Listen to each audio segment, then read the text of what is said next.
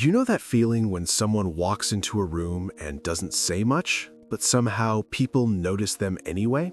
They're not trying to impress anyone. They're not the loudest, not the funniest, not even the most expressive.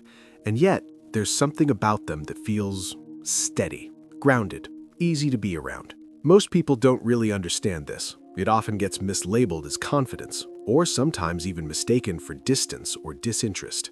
Quiet people get told they need to open up more, or be more engaging, more visible, as if presence only counts when it's obvious.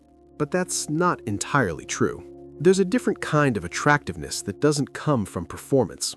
It comes from subtle behaviors most people barely notice, but deeply feel. And once you start seeing it, you realize there are certain quiet habits that make someone instantly appealing, not because they demand attention, but because they don't.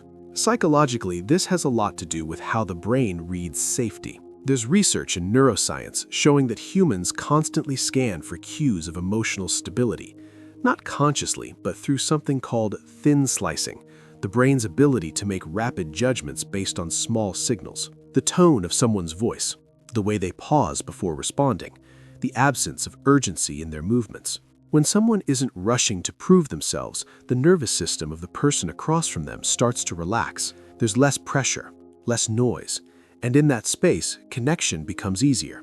One of those quiet habits is simply listening without preparing a response, not waiting for a turn to speak, but actually absorbing what's being said. It sounds simple, but it's rare, and the brain picks up on it instantly. Another is emotional steadiness, not reacting to everything. Not because emotions aren't there, but because there's a kind of internal regulation happening. Studies around emotional regulation show that people who can sit with their feelings without immediately expressing them tend to create a sense of psychological safety for others. There's also something about not over-explaining yourself.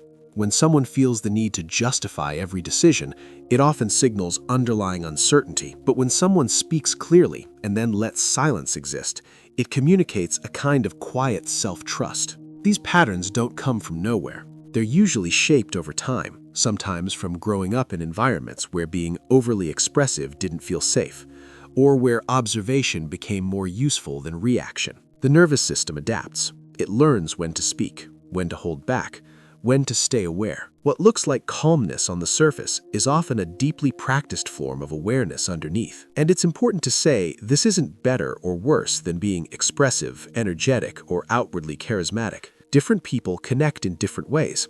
Some draw others in with energy, others with stillness. Neither is more valid. But there is something interesting here, because these quiet habits often come with a paradox. The same person who feels easy to be around can also feel hard to fully know. The same emotional control that creates stability can sometimes create distance. What attracts people initially can also leave them wondering what's beneath the surface.